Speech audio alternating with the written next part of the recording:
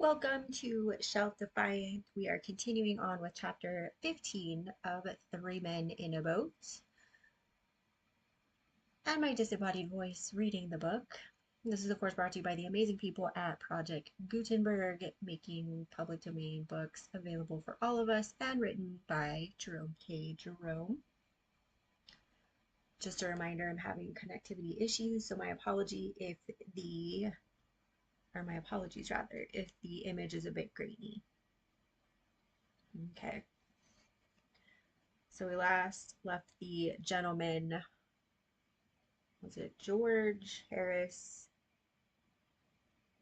It was Harris that was having some sort of nighttime issue, couldn't find his trousers that weren't needed. So let's see what happens next. We're going to start with the itinerary, household duties, love of work, the old river hand, what he does and what he tells you he has done, skepticism of the new generation, early boating recollections, rafting, George does the thing in style, the old boatman his method, so calm, so full of peace, the beginner punting, a sad accident, pleasures of friendship, sailing, my first experience, possible reason why we were not drowned.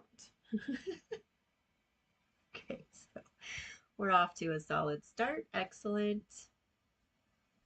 We woke late the next morning and, at Harris's earnest desire, partook of a plain breakfast with non-dainties. Then we cleaned up and put everything straight, a continual labor which was beginning to afford me a pretty clear insight into a question that had often posed me, namely, how a woman with the work of only one house on her hands manages to pass away her time, and at about 10 set out on what we had determined should be a good day's journey. We agreed that we would pull this morning as a change from towing, and Harris thought the best arrangement would be that George and I should scull and he steer. I did not chime in with this idea at all. I said I thought Harris would have been showing a more proper spirit if he had suggested that, and George should work and let me rest a bit. It seemed to me that I was doing more than my fair share of the work on this trip, and I was beginning to feel strongly on the subject. It always does seem to me that I am doing more work than I should do. It is not that I object to the work, mind you. I like work. It fascinates me. I can sit and look at it for hours. I love to keep it by me. The idea of getting rid of it nearly breaks my heart. You cannot give me too much work. To accumulate work has almost become a passion with me. My study is so full of it now that there is hardly an inch of room for any more. I shall have to throw out a wing soon. Sounds like you're not working there, dude. And I am careful of my work too. Why, some of the work that I have by me now has been in my possession for years and years, and there isn't a finger mark on it. I take a great pride in my work. I take it down now and then and dust it. No man keeps his work in a better state of preservation than I do. Okay. But though I crave for work, I still like to be fair. I do not ask for more than my proper share, but I get it without asking for it. At least, so it appears to me, and this worries me. George said he does not think I need trouble myself on the subject. He thinks it is only my over scrupulous nature that makes me fear I am having more than my due, and that, as a matter of fact, I don't have half as much as I ought. But I expect he only says this to comfort me. In a boat, I have always noticed that it is the fixed idea of each member of the crew that he is doing everything. Harris's notion was that it was he alone who had been working, and that both George and I had been imposing upon him. George, on the other hand, ridiculed the idea of Harris's having done anything more than eat and sleep, and had a cast iron opinion that it was he, George himself, who had done all the labor we're speaking of. He said he had never been out with such a he said he had never been out with such a couple of lazily skulks as Harris and I. That amused Harris. Fancy old George talking about work, he laughed. Why, about half an hour of it would kill him. Have you ever even seen George work? He added, turning to me. I agreed with Harris that I never had. Most certainly not since we had started on this trip. Well, I don't see how you can know much about it, one way or the other, George retorted on Harris. For I'm blessed if you haven't been asleep half the time. Have you ever seen Harris fully awake except at mealtime? Asked George, addressing me. Truth compelled me to support George. Harris had been very little good in the boat, so far as helping was concerned, from the beginning. Well, hang it all. I've done more than old Jay anyhow, rejoined Harris. Well, you could have very well have done less, added George. I suppose. Jay thinks he is the passenger, continued Harris. That was their gratitude to me for having brought them and their wretched old boat all the way from Kingston, and for having superintended and managed everything for them, and taken care of them, and slaved for them. It is the way of the world. We settled the present difficulty by arranging that Harris and George should scull up past Reading, and that I should tow the boat on from there. Pulling a heavy boat against a strong stream has few attractions for me now. There was a time long ago when I used to clamor for the hard work. Now I like to give the youngsters a chance. I notice that most of the old river hands are similarly retiring whenever there is any stiff pulling to be done. You can always tell the old river hand by the way in which he stretches himself out upon the cushions at the bottom of the boat, and encourages the rowers by telling them anecdotes about the marvelous feats he performed last season. Call what you're doing hard work, he drawls between his contented whiffs, addressing the two perspiring novices who have been grinding away steadily upstream for the last hour and a half. Why, Jim Biffles and Jack and I, last season, pulled up from Marlow to Goring in one afternoon. Never stopped once. Do you remember that, Jack? Jack, who had made himself a bed up in the prow of all the rugs and coats he can collect, and who has been lying there asleep for the last 2 hours, partially wakes up on being thus appealed to and recollects all about the matter, and also remembers that there was an unusually strong stream against them all the way, likewise a stiff wind.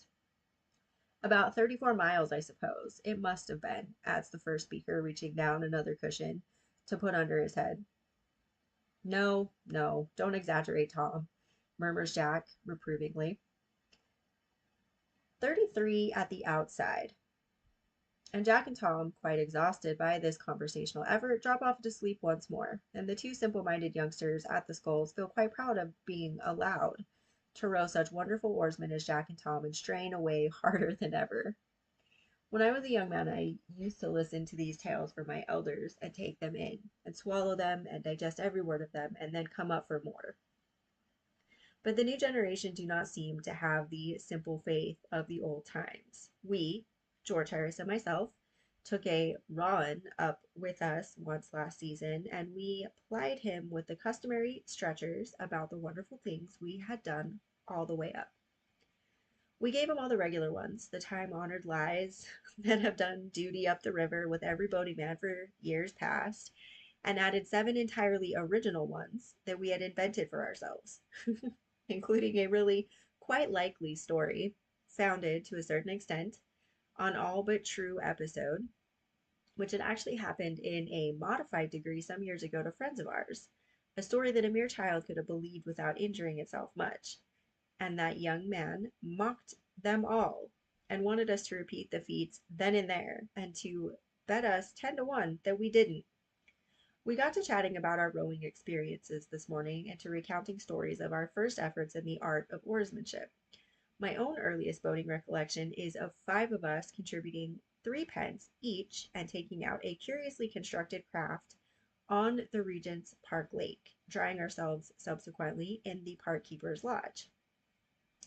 After that, having acquired a taste for the water, I did a good deal of rafting in various suburban brick fields, an exercise providing more interest and excitement than might be imagined, especially when you are in the middle of the pond and the proprietor of the materials of which the raft is constructed suddenly appears on the bank with a big stick in his hand. Your first sensation on seeing this gentleman is that somehow or other you don't feel equal to company and conversation, and that if you could do so without appearing rude, you would rather avoid meeting him. And your objective is, therefore, to get off on the opposite side of the pond to which he is, and to go home quietly and quickly, pretending not to see him. He, on the contrary, is yearning to take you by the hand and talk to you. It appears that he knows your father and is intimately acquainted with yourself, but this does not draw you towards him. He says he'll teach you to take his boards and make a raft of them. But seeing that you know how to do this pretty well already, the offer, though doubtless kindly meant, seems a superfluous one on his part, and you are reluctant to put him to any trouble by accepting it. His anxiety to meet you, however, is proof against all your coolness, and the energetic manner in which he dodges up and down the pond so as to be on the spot to greet you when you land is really quite flattering. If he be of a stout and short-winded build, you can easily avoid his advances. But when he is one of the youthful and long-legged type, a meeting is inevitable. The interview is, however, extremely brief, most of the conversation being on his part, your remarks being mostly of an exclamatory and monosyllabic order, and as soon as you can tear yourself away, you do so. I devoted some 3 months to rafting, and being then as proficient as there was any need to be at that branch of the art, I determined to go in for rowing proper, and joined one of the Lee boating clubs. Being out in a boat on the River Lee, especially on Saturday afternoons, soon makes you smart at handling a craft, and spry at escaping being run down by roughs or swamped by barges, and it also affords plenty of opportunity for acquiring the most prompt and graceful method of lying down flat at the bottom of the boat so as to avoid being chucked out into the river by passing tow lines. But it does not give you style. It will not till I came, or it was not till I came to the Thames that I got style. My style of rowing is very much admired now. People say it is so quaint. Who were these people? George never went near the water till he was 16. Then he and 8 other gentlemen of about the same age went down in a body to Kew one Saturday, with the idea of hiring a boat there and pulling to Richmond and back. One of their number, a shock-headed youth named Joskins, who had once or twice taken out a boat on the Serpentine, told them it was jolly fun boating. The tide was running out pretty rapidly when they reached the landing stage, and there was a stiff breeze blowing across the river, but this did not trouble them at all, and they proceeded to select their boat. There was an 8-oared racing outrigger drawn up on the stage. That was the one that took their fancy. They said they'd have that one, please. The boatman was away, and only his boy was in charge. The boy tried to damp their ardor for the outrigger and showed them 2 or 3 very comfortable looking boats of the family party build, but those would not do at all. The outrigger was the boat they thought they would look best in. So the boy launched it, and they took off their coats and prepared to take their seats. The boy suggested that George, who even in those days was always the heaviest man of any party, should be number 4. George said he should be happy to be number 4, and promptly stepped into Beau's place and sat down with his back to the stern. They got him into his proper position at last, and then the others followed. A particularly nervous boy was appointed cox, and the steering principle explained to him by Joskins. Joskins himself took stroke. He told the others that it was simple enough. All they had to do was to follow him. They said they were ready, and the boy on the landing stage took a boat hook and shoved him off. What then followed George is unable to describe in detail. He has a confused recollection of having immediately, on starting, received a violent blow in the small of the back from the butt end of number 5's skull, at the same time that his own at the same time that his own seat seemed to disappear from under him by magic and leave him sitting on the boards. He also noticed, as a curious circumstance, that number 2 was at the same instant lying on his back at the bottom of the boat with his legs in the air, apparently in a fit. They passed under Kew Bridge, broadside, at the rate of 8 miles an hour, Joskins being the only one who was rowing. George, on rediscovering his seat, tried to help him, but on dipping his oar into the water, it immediately, to his intense surprise, disappeared under the boat and nearly took him with it.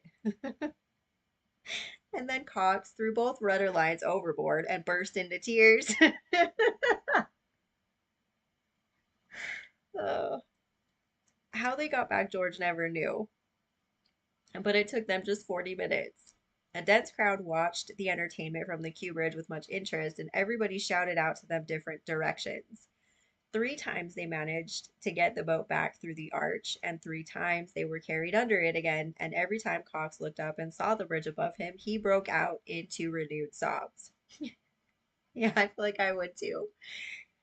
George said he little thought that afternoon that he should ever come to really like boating. Harris is more accustomed to sea rowing than to river work and says that as an exercise, he prefers it. I don't. I remember taking a small boat out at Easterbourne last summer. I used to do a good deal of sea rowing years ago, and I thought I should be all right, but I found I had forgotten the art entirely. When one skull was deep down underneath the water, the other would be flourishing wildly above in the air. To get a grip of the water with both at the same time, I had to stand up. The parade was crowded with nobility and gentry, and I had to pull past them in this ridiculous fashion. I landed halfway down the beach and secured the services of an old boatman to take me back. I like to watch an old boatman rowing, especially one who has been hired by the hour. There is something so beautifully calm and restful about his method. It is so free from that fretful haste, that vehement striving that is every day becoming more and more the bane of 19th century life. He is not forever straining himself to pass all the other boats. If another boat overtakes him and passes him, it does not annoy him. As a matter of fact, they all do overtake him and pass him, all those that are going his way. This would trouble and irritate some people. The sublime equanimity of the hired boatman under the ordeal affords us a beautiful lesson against ambition and uppishness. Plain practical rowing of the get the boat along order is not a very difficult art to acquire, but it takes a good deal of practice before a man feels comfortable when rowing past girls. It is the time that worries a youngster. It's jolly funny, he says, as for the 20th time within 5 minutes he disentangles his sculls from yours. I can get on all right when I'm by myself.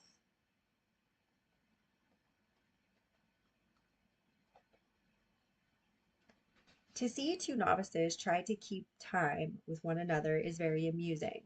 Bow finds it impossible to keep pace with Stroke because Stroke rows in such an extraordinary fashion.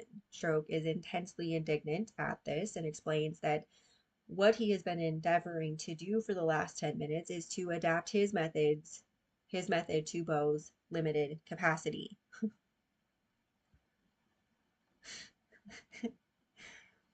Bow in turn, then becomes insulted and requests Stroke not to trouble his head about him, Bow, but to devote his mind to setting a sensible stroke.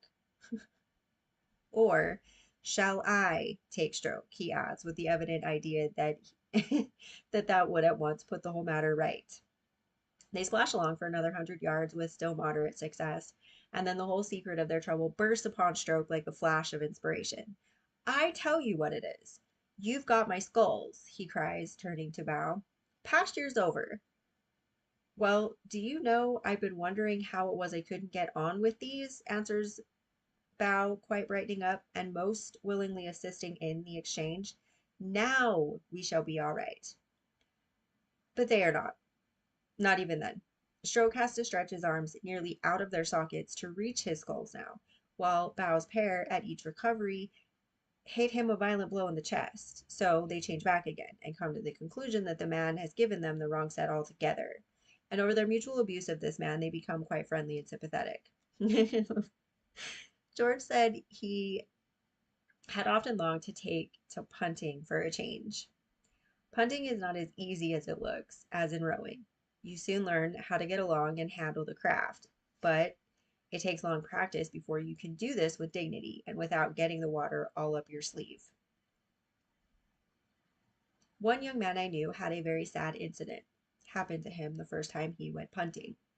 He had been getting on so well that he had grown quite cheeky over the business and was walking up and down the punt, working his pole with a careless grace that was quite fascinating to watch.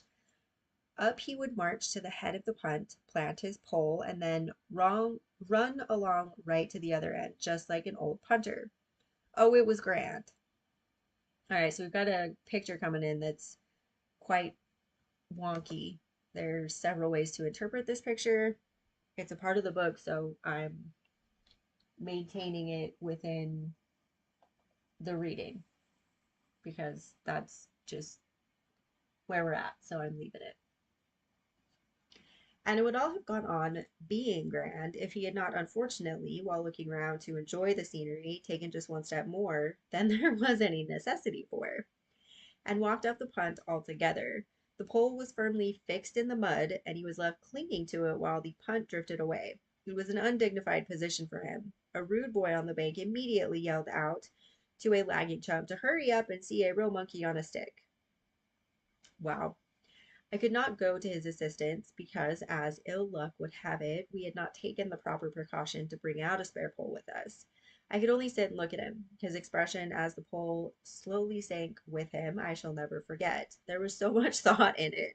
I watched him gently let down into the water and saw him scramble out, sad and wet. I could not help laughing. He looked such a ridiculous figure.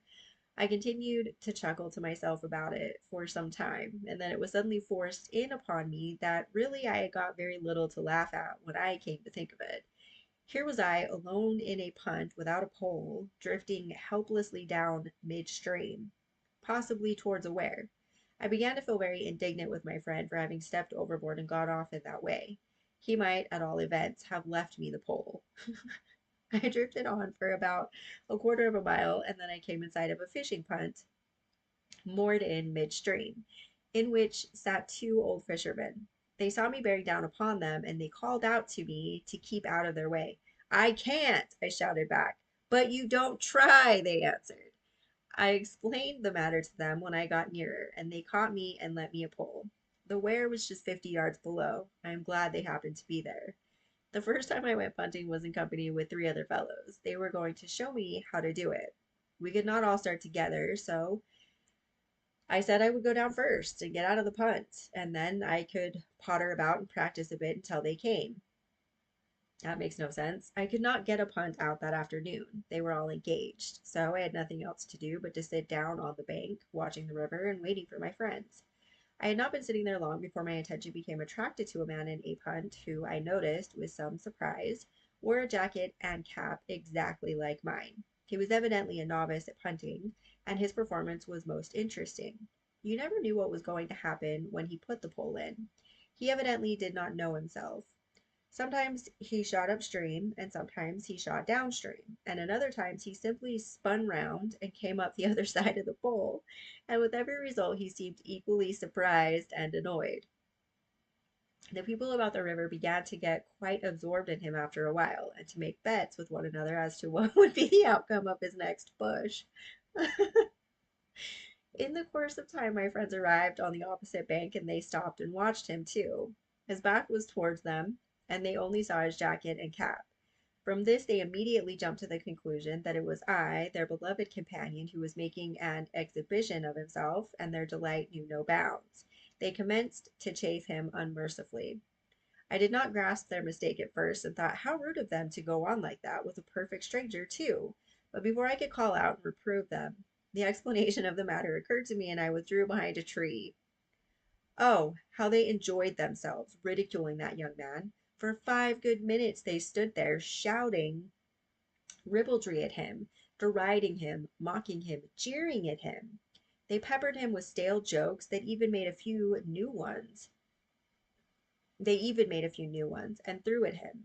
They hurled at him all the private family jokes belonging to our set, and which must have been perfectly unintelligible to him. And then, unable to stand their brutal jibes any longer, he turned round on them, and they saw his face. I was glad to notice that they had sufficient decency left in them to look very foolish. They explained to him that they had thought he was one of them. He was someone they knew. They said they hoped he would not deem them capable of so insulting anyone except a personal friend of their own. Okay. Of course, their having mistaken him for a friend excused it. I remember Harris telling me once of a bathing experience he had at Boulogne. That can't be Bologna. I'm gonna go with Boulogne. I don't know the correct pronunciation for that. He was swimming about there near the beach when he felt himself suddenly seized by the neck from behind and forcibly plunged under water. He struggled violently, but whoever had got hold of him seemed to be a perfect Hercules in strength, and all his efforts to escape were unavailing. He had given up kicking and was trying to turn his thoughts upon Solomon things when his captor released him. He regained his feet and looked round for his would-be murderer. The assassin was standing close by him, laughing heartily. But the moment he caught sight of Harris's face as it emerged from the water, he started back and seemed quite concerned. I really beg your pardon, he stammered confusedly, but I took you for a friend of mine. Harris thought it was lucky for him the man had not mistaken him for a relation, or he probably would have been drowned outright. Sailing is a thing that wants knowledge and practice too. That was a boy, I did not think so. I had an idea it came natural to a body, like rounders and touch. I knew another boy who held this view likewise, and so one windy day, we thought we would try the sport. We were stopping down at Yarmouth, and we decided we would go for a trip up the Yar. We hired a sailing boat at the yard by the bridge and started off. It's rather a rough day, said the man to us as we put off. Better take in a reef and luff sharp when you get round the bend. We said we would make a point of it, and left him with a cheery good morning, wondering to ourselves how you luffed, and where we were to get a reef from, and what we were to do with it when we had got it. Um, Gents, you probably should ask that before you go, oh yeah, we're gonna, and then you're off on your own. We rowed until we were out of sight of the town, and then, with a wide stretch of water in front of us and the wind blowing a perfect hurricane around us, we felt that the time had come to commence operations. Hector, I think that was his name, went on pulling while I unrolled the sail. He seemed a complicated job. No, it seemed a complicated job, but I accomplished it at length. And then came the question, which was the top end? By a sort of natural instinct, we, of course, eventually decided that the bottom was the top and set to work to fix it upside down. But it was a long time before we could get it up, either that way or any other way. The impression on the mind of the sail seemed to be that we were playing at funerals, and that I was the corpse and itself was the winding sheet. When it found that this was not the idea, it hit me over the head with the boom and refused to do anything. Wet it, said Hector. Drop it over and get it wet. Oh no. He said people in ships always wetted the sails before they put them up. So I wetted it, but that only made matters worse than they were before. A dry sail clinging to your legs and wrapping itself round your head is not pleasant, but when the sail is sopping wet, it becomes quite vexing. We did get the thing up at last, the two of us together. We fixed it not exactly upside down, more sideways like. We tied it up to the mast with the painter, which we cut off for the purpose. That the boat did not upset, I simply state as a fact. Why it did not upset, I am unable to offer any reason. I have often thought about the matter since, but I have never succeeded in arriving at any satisfactory explanation of the phenomenon. Possibly the result may have been brought about by the natural obstinacy of all things in this world. The, mo- the boat may possibly have come to the conclusion, judging from a cursory view of our behavior, that we had come out for a morning's suicide and had thereupon determined to disappoint us. That is the only suggestion I can offer. By clinging like grim death to the gunwale, we just managed to keep inside the boat, but it was exhausting work. Hector said that pirates and other seafaring people generally lashed the rudder to something or other and hauled in the main top jib during several squalls, and thought we ought to try to do something of the kind. But I was for letting her have her head to the wind. As my advice was by far the easiest to follow, we ended by adopting it and contrived to embrace the gunwale and give her her head. The boat traveled upstream for about a mile at a pace. I have never sailed that since and don't want to again. Then, at a bend, she heeled over till half her sail was under water. Then she righted herself by a miracle and flew for a long, low bank of soft mud. That mud bank saved us. The boat plowed its way into the middle of it and then stuck. Finding that we were once more able to move according to our ideas instead of being pitched and thrown about like peas in a bladder, we crept forward and cut down the sail. We had had enough sailing. We did not want to overdo the thing and get a sure fit of it. We had had a sail, a good round, exciting, interesting sail, and now we thought we would have a row just for a change like. We took the sculls and tried to push the boat off the mud, and in doing so, we broke one of the sculls. After that, we proceeded with great caution, but they were a wretched old pair, and the second one cracked almost easier than the first and left us helpless. The mud stretched out for about 100 yards in front of us, and behind us was the water. The only thing to be done was to sit and wait until someone came by. It was not the sort of day to attract people out on the river, and it was 3 hours before a soul came in sight. It was an old fisherman who, with immense difficulty, at last rescued us, and we were towed back in an ignominious fashion to the boatyard. what between what between tipping the man who had brought us home and paying for the broken skulls and for having been out for out 4 hours and a half, it cost us a pretty considerable number of weeks' pocket money, that sail. But we learned experience, and they say that is always cheap at any price. Okay, well, that's the end of chapter 15. Oh my gosh. Okay.